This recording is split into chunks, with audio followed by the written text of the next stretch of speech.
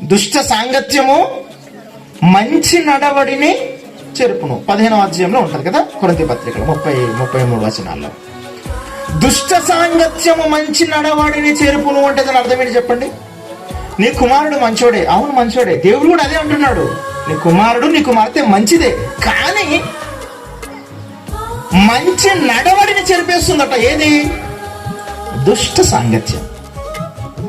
ఎప్పుడైతే నీ కుమారుడు పెద్దోడైపోయి సమాజంలోకి వెళ్ళిపోయాడో వాడు మంచోడుగానే బయలుదేరుతాడు.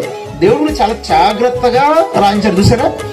మంచి నడవడిని చెరుపును, మంచివాడినే చెరిపేస్తుందట. ఏది? దుష్ట సాంగత్యం. దుష్ట సాంగత్యం అంటే ప్రపంచంలో వాడికి ఎలాంటి స్నేహితులు ఉన్నారన్నది చాలా ముఖ్యం. దేవుడు చూసారా, తల్లిదండ్రుల నుంచి మెల్లగా స్టెప్ ఎక్కడికి వేసాడు దేవుడు? సాంగత్యం అంటే స్నేహితుల దగ్గరికి వేసాడు. దుష్ట సాంగత్యం అట మంచివాడిని కూడా చెరిపేస్తుంది అని చెప్పాడు.